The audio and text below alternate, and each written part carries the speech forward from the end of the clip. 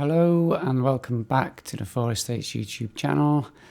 I trust everyone is well and positive and you've been enjoying the videos we've been putting on there. So this is tutorial 4 in the composition and songwriting series of videos.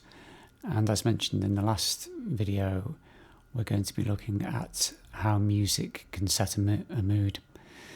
So there's going to be a few sections, a few kind of topic headings to look at, and in the description of this video I'm going to have clickable links with the timings on, where you can jump to the various sections if you want to kind of skip stuff or go back to stuff, or just to make it easy for you to use the video.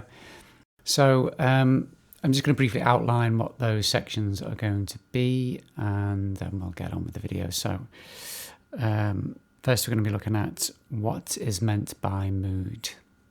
So what do I mean in a musical sense when I'm talking about mood, and how you can set mood and emotion and atmosphere within music. And I'm going to use a couple of examples there, and which you'll be able to follow. Then we're going to go on to how does a minor chord sound different to a major chord. So what kind of emotions the minor chords create, and music that's written and played in a minor key. And should be some examples of that too. What kind of moods do major chords create? That'll be the next section. And there'll also be a couple of examples we'll be following with that. Then we're going to look at tempo and rhythm styles.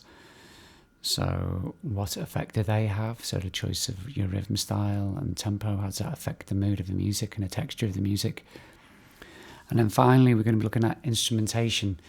So what choice of instruments you use to play the various component parts of a piece of music, what effect do they have on the mood and the atmosphere of the piece of music? So there's a few things to cover there, but I'm going to keep them fairly brief. So let's get started.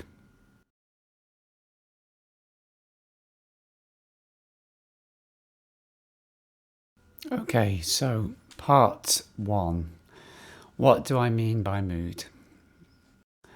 So just like films we watch make us feel different emotions, like excited if it's an action film, or edgy and frightened if it's a horror film, or happy or lifted if it's a comedy, and so on. We can achieve similar things through music. So kind of going back to films again, this is demonstrated really, really well in film, because we're all aware of how music is used in film to exaggerate the emotional mood of a particular part or sequence of the film. That's the music's being used for. So two very famous examples of music used in film might be the James Bond theme and Jaws, which I hope you're aware of. And I'll have the links to these. I'll put these up in the corner. I think it'll be the right hand corner. Don't know if I was pointing up to the right there, I don't know. So the James Bond theme generates a feeling of movement and pace, which is in keeping with the character of James Bond and the type of film that the James Bond films are, which are action and adventure films. So how is this done through the theme? So this is projected by how fast the notes are played and how they join together. So maybe it could even be said that the notes kind of collide with each other, give this kind of sense of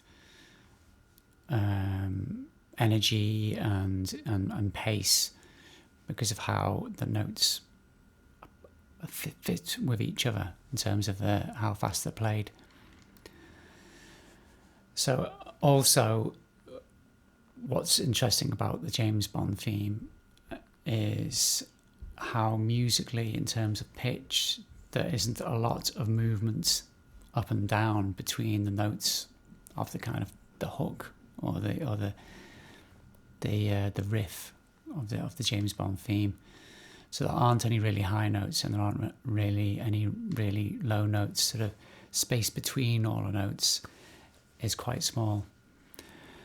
So the effect of this is that it tends to concentrate the mood that the music's trying to create, and it makes the piece a bit more focused, if that makes sense. So it kind of makes you focus your attention within a kind of narrower kind of like mood, if you know what I mean. And instantly kind of draws you into this kind of like sense of movement. So these observations you could also say about the Jaws theme. So again, there is arguably even less distance and pitch between the notes of the theme. The notes are in fact right next to each other, and musically can't get any closer together. On like sort of be kind of like right next to each other on a piano keyboard, or right next to each other on a guitar fretboard. And they're almost soaring back and forth between the two main notes of the theme gives a very pronounced feeling of very purposeful and powerful movement and energy, which is exactly what is being portrayed by the images of the movie when the theme is being used, which is notably the movement of the shark. So that soaring back and forth between those two notes is kind of like imitating the movement of the shark, the shark's tail perhaps, propelling it through the water. Also, these two notes simply played alternately give a real sense of suspense, and create and also because of the pitch of the notes, what kind of pitch they're played at, in terms of how high and low they are and the key that they're in, gives a real sense of unease and tension about what's going to happen next, which is just so very simply achieved and very effectively achieved just with those two notes.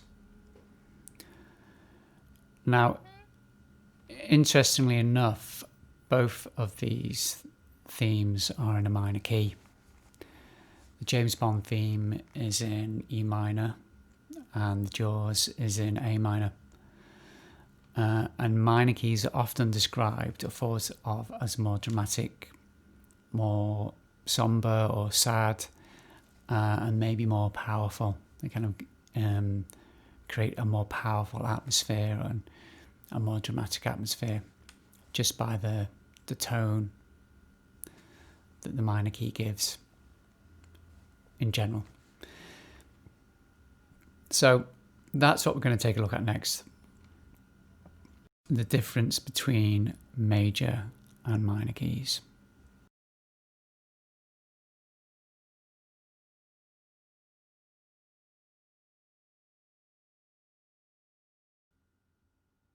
Okay, so on to the next section.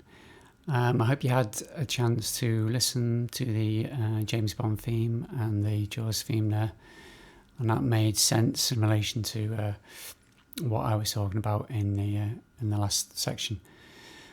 So now, as mentioned, we're going to take a look at the difference between major and minor keys and chords.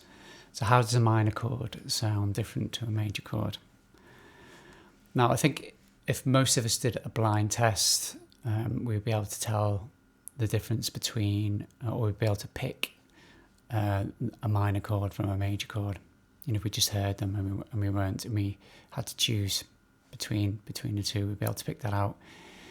Especially if we already know that minor chords will always sound more somber or sad than major chords. But a best way to find out, I guess, is by a practical example. So I'm going to play now the major and minor of a particular chord on the keyboard. to illustrate that, so we can hear the difference. So I'm going to pick the chord of D. So let's have a listen to D minor and D major.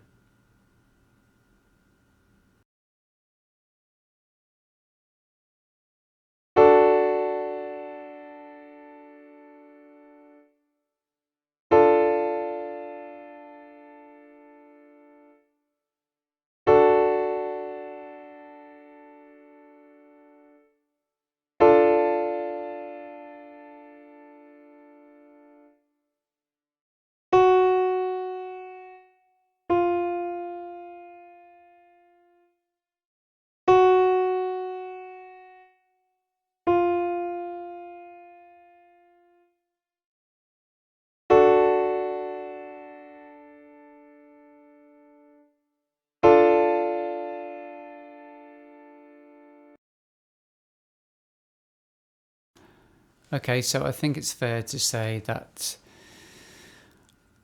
D major sounds brighter and more positive than D minor.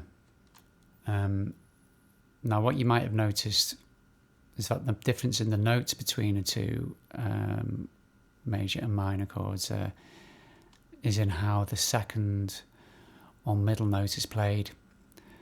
So if we take the major chord as the reference, or what might be called a natural chord, the first and last note are the same for the minor chord, but what we're doing is we're shifting the middle note toward the first note by one key on the keyboard, or a semitone, which is a difference in tone between a black key and a white key. So this is also called flattening the note. Yeah. Or in particular for minor chords, it's called flattening the third, as a middle note is the third note in the scale. So in the scale of D in this case. So that's what a third means. It just means it's the third note in a particular scale. So that's generally always the middle note of a chord, a 3-note chord. So if you flatten the third of a natural or standard kind of major chord, you'll make it into the minor chord, the corresponding minor chord. Okay, so right, I'm not going to do any more music theory here because I'm not very good at music theory, essentially. And I don't want to get too bogged down in that, because I think, we can, by just hearing things, we can learn just as much. But I think I thought it was important there just to show, by changing one note in a sequence of 3 notes, which is a chord, you can in a quite marked way, noticeable way, you can change. You can sense the change of the mood or feel of the chord. So just by changing that one note. So I think that illustrates to us how subtle and delicate music composition can be, and small changes to music or to the sequence of notes or chords can have big differences to the shape and mood of the music. So we covered something similar at the start of the video when talking about the example film soundtracks and how they didn't have a lot of movement in pitch to achieve what they were trying to achieve in terms of mood. So that's the saying there, so that's kind of what I'm trying to illustrate, is you don't need to have big movements in notes, big differences in notes in terms of pitch to change the mood and texture and atmosphere of music.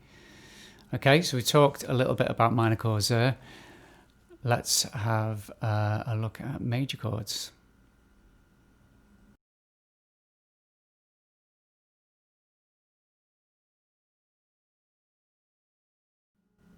Okay, so moving on. We talked a little bit about minor keys there. What about major keys? So what kinds of moods do major keys create? So if we write a piece of music in a major key, how will it differ from if the piece of music was in a minor key?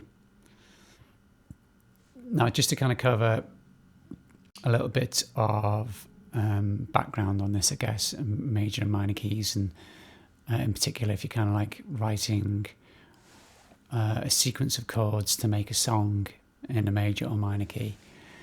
So without getting into the music theory, heavy music theory, it's true to say that a piece of music that's written in a minor key won't necessarily contain all minor chords. That would be quite unusual for it to just contain all minor chords. You would generally find yourself, if you're writing in a minor key, using major chords along with the minor chords to make the music sound natural and kind of flow melodically. So the same is true, but maybe to a lesser degree, for a piece of music written in a major key.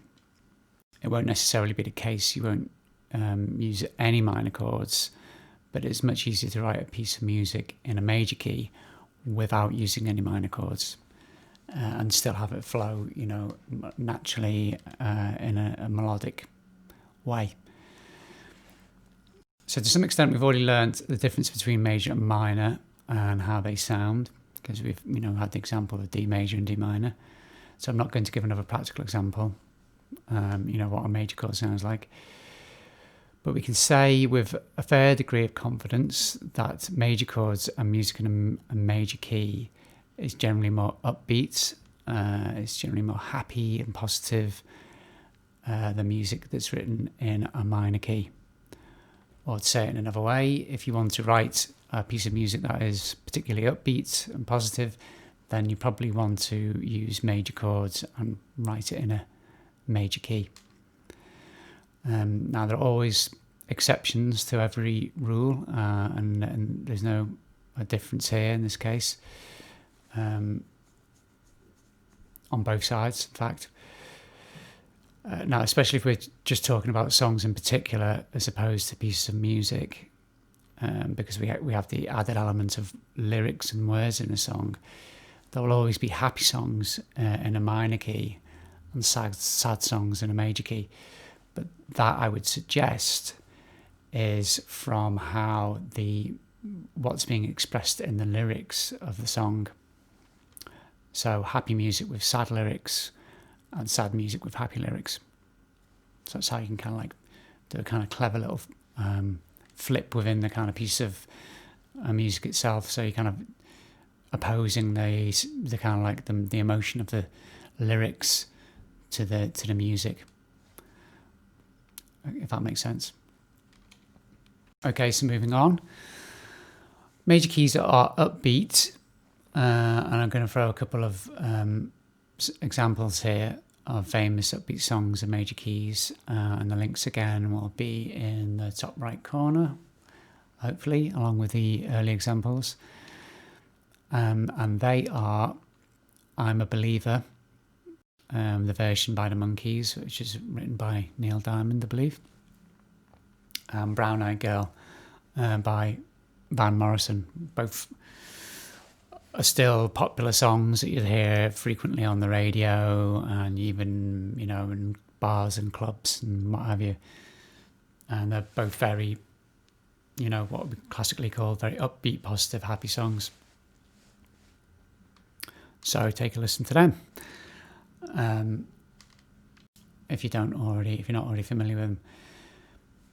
So what else other than the key of these songs makes them so upbeat and uplifting? So I would say it is the tempo and rhythms used in the song or music, and the texture or soundscape created by the actual instruments used in the recordings of the song. Now I'll go, as mentioned in the introduction, I'm going to cover what I mean by instrumentation later on, and in that I'll also be touching on what I mean by soundscape. So I hope that's given you some indication of how major chords differ from minor chords and are generally more upbeat, and you can listen to those two examples there. So now let's take a look at tempo.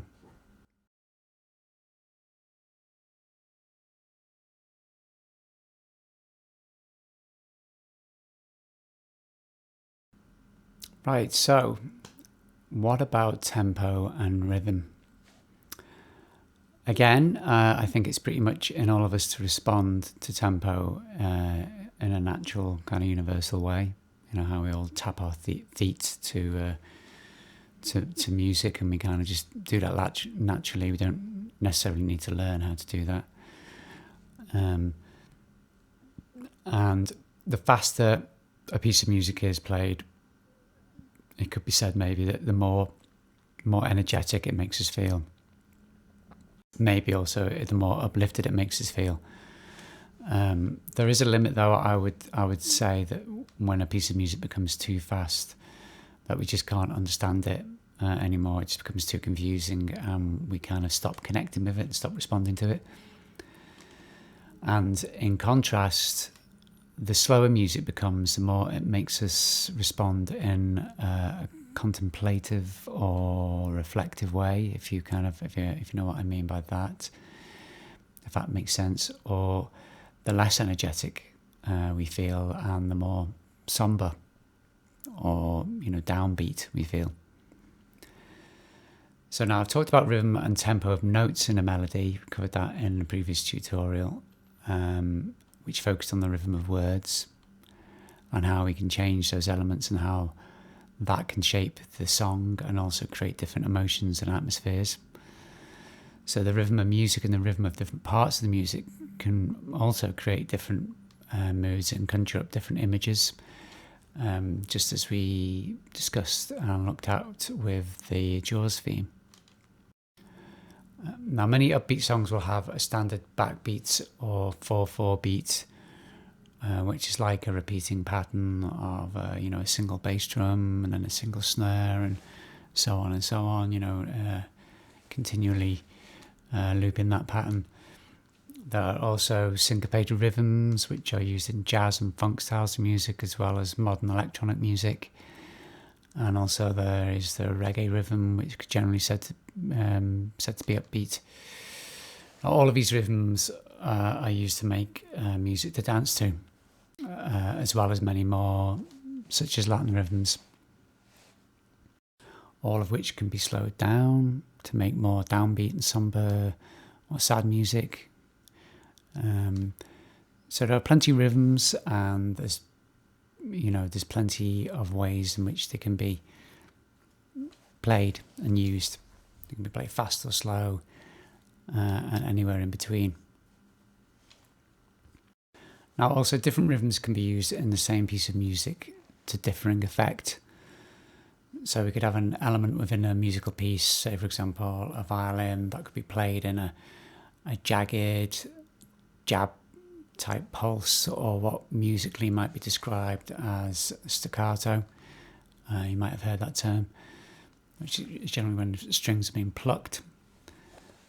And now you might have that rhythm, that kind of jagged rhythm, very kind of pronounced single pulse over the top of a more flowing backbeat rhythm of the piece as a whole.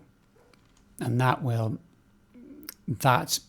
being put over the top of the kind of flowing backbeat rhythm could be used to add a tension or another kind of atmosphere or mood to the music, and therefore for the listener. So different rhythms can be used to work with each other or against each other within the same piece of music to create different moods and emotions. Yeah, so you can kind of weave rhythms to kind of work together, to knit together and exaggerate the mood that already kind of exists in the music, or you can use them to kind of clash and come up against each other within a piece of music to kind of create new elements within that piece of music. It's often used in kind of classical music and orchestral music, those kind of techniques, to use different sections of the orchestra to kind of oppose other sections of the orchestra and give and generate different moods. So I think because of the nature of like how many different rhythms there are, and each rhythm you can describe, it's got a different kind of personality and character. I might put a tutorial together specifically on rhythms, as it is a pretty big subject in of itself. So let's just kind of summarise what we've covered so far. before we go on to instrumentation, because that's kind of a little bit of a kind of move away from kind of like music, really, isn't it? Instrumentation is a bit more of a kind of like a practical thing. So the key, major or minor, will have an effect on the mood of the music in terms of how positive or happy versus how sad or melancholy, and the tempo of or rhythm of the music, or the tempo and the rhythms of the music, will equally make the music upbeat or energetic. The quicker it is and more reflective and downbeat, the slower it is. Okay, so I hope that summary makes sense there. Now we'll talk about the last section, instrumentation.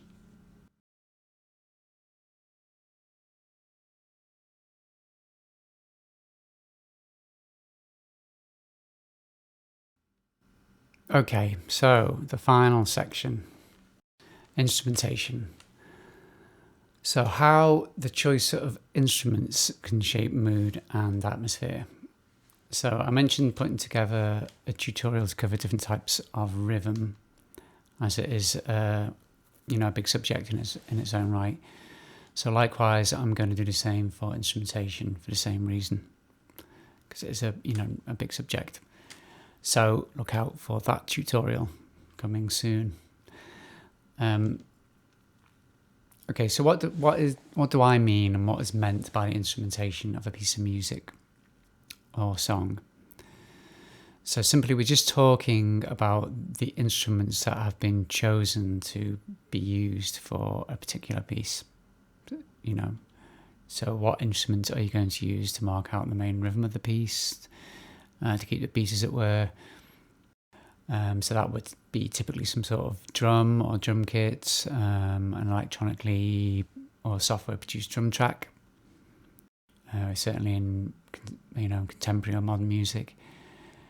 In orchestral music, you might not have any kind of drum type instrument marking out the beat of the music. It might be down to other sections of the orchestra to do that, like the string section or so on and so on. So you can choose also what instrument you want to play the chords, or even just single notes that kind of like form the structure or shape of the piece, the kind of backbone of the piece. So for example, the chords that a guitar or piano would play in the song through the verses and chorus and so on. As I said, the backbone of the song. Now over the top of these chords or backbone, you might have one or more melodies or harmonies, or other elements that you want to add to the piece. So what instruments are going to be used for these elements? So essentially, there's you've got many choices for the different parts of this of the kind of the different component parts that are going to make up a piece of music. You've got different choices as to how you're going to achieve those sounds and textures. And I just want to add, importantly, it's important to note this, that the human voice is still an instrument and can be used to add texture to music without the use of lyrics or words. So it can be used for sounds. We might have an example of that coming up. Okay, so let's pick up on the word texture that I've just used, and also I want to add another word into the mix, soundscape, which I might have mentioned earlier in the tutorial. So what do I mean by these? Now, texture we use to describe how something may feel to the touch, so in a tactile way, how does this rough or smooth does something feel? And so in a musical sense, we can do the same thing. If we describe music as harsh or soft, we're describing its texture, or if a piece has a warm or cold sound, we're also describing its texture. So we can affect the texture by deciding what instruments we're going to use for the different elements of the piece. Now, what I mean by the term soundscape is to kind of step back and look at the musical piece as a whole and to plot out how all the individual elements that make up the piece and how are they going to fit together. So how loud or prominent is one element going to be compared to another element? and at what point in the piece does that element appear. And crucially, with all the elements added together, what emotion or atmosphere does the piece conjure or create? So that's what I mean by soundscape. So one way of thinking of it might be to imagine designing a stage set for a play. So the props and the backdrops, that the painted scenery that you see on the stage to help the audience understand more about the setting of the play. You could say the same. It's the same approach when you're designing the soundscape for a piece of music. So the more you can think about the soundscape and picture, what is the scene you're trying to set with the piece in your head when putting together a piece of music, the easier it will be to think of the instruments you want to use to make that happen. Right, so I hope that has made sense. I'm not going to give a detailed breakdown of what instruments are good for what type of texture or mood you're trying to create, because that will, as I've said, I'm going to try and cover that in another tutorial. So instead, what I will do is I'll use a well-known song and recording as an example of how you can use instrumentation. And that is Stand By Me by Benny King. And the link to this will be at the end of the video, in a kind of the end card of the video. So why have I chosen this example? I think this example gives quite a wide range of instrumentation, and it uses some interesting choices for how it covers the kind of the parts that you need in a piece of music, sort of rhythm and the other kind of elements. I think it uses some interesting choices of instrumentation. So I'm just going to give a breakdown here, going through. You're not going to, not while the track's playing, so you're going to have to kind of play the track separately. But I'm just going to give a breakdown of like how the soundscape develops with the different instrumentation. So firstly, the track starts with a double bass playing a distinctive bass line with a triangle marking out the beat and tempo of a track, together with a kind of scratching sound, which I think is the interesting and unusual and tension grabbing bit. And that is achieved from a wooden percussive instrument called a guiro or gourd, which is kind of like a South American Latin type percussion instrument. And hopefully there'll be a picture on the screen here of one of those. So we have this really sparse or small soundscape to begin with, but an interesting attention grabbing rhythm section, which comes from the triangle and the scraping sound. Then the main vocal starts at the same time as an acoustic guitar, which is playing the chords, or the sort of backbone of the backbone chords, backbone music of the song. And I think a very faint electric guitar, or it could be possibly a keyboard with a kind of vibrato tremolo effect on it, which is following the bass line, which is kind of like the main melodic hook of the song, but at a higher pitch. So played at a higher kind of what we call a higher register. So it's kind of played at a much higher register than the bass. So still at this point of the soundscape, the track is still quite sparse, so we're not being bombarded with information, and this has the effect of really making the vocal stand out. And pay attention to the vocal, because it is such an amazing vocal with quite emotive lyrics. So after the first verse is over and we go into the chorus, we hear strings being introduced, which are probably a combination of violins and cellos played together, which again are following the distinctive bass line of the piece, which could be called the hook. Now the strings start to fill the sound or soundscape out in a warm and gentle way, but then they stop playing the hook abruptly at the end of the first chorus and continue with long notes that kind of follow the chords. So the strings have introduced this warm element now and kind of like broadened the sound out, giving it kind of a bigger backdrop. Now, at the same time, at the end of the first chorus, the soundscape is now filled with layers of voices, which are arranged in a kind of musical sense in the same way that you might use a string section. And they are kind of in combination with the strings. And these are layered. There's many layers of voices here, and the sound now is becoming bigger, but still not harsh, and it's not in any way dominating or pushing the main vocal out of the way, but it's kind of making it more, it seems to kind of make it a bit more important, or kind of gives a bit more kind of what you might call gravitas to the kind of piece, makes it a kind of bit more ominous, because the voices, have this, we connect instantly with kind of the sound of human voices. So it kind of makes it bigger and grander, maybe making things feel more important and serious. Then towards the last part of the song, the strings start to take a more prominent role as a sort of violin solo section happens after probably the second or third chorus, which has lots of violins playing together with the same melody. So now this really grand and sweeping sound, which is big and bold, but still not harsh or threatening. It's very, very, very, brings us in. It's very warm. It's very kind of encompassing. And this all is underpinning. So this kind of how it's gradually built up, the soundscape is all kind of underpinning the very kind of human theme of the song. The need to have someone beside us to support us as we go through the challenges in life. So I think this song and recording are a very good example of how you can start with a small, simple level of instrumentation and use interesting choices, and then grow the atmosphere and emotion step by step, layer upon layer. Now, this song is nearly 60 years old and still stands up so well.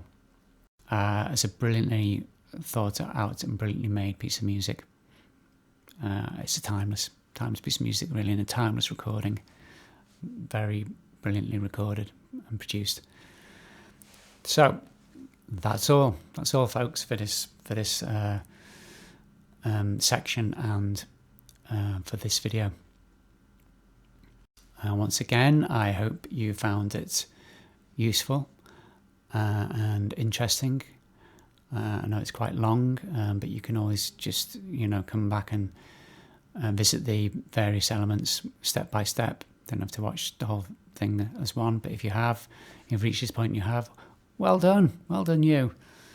That's quite an achievement. I hope I haven't bored you to death.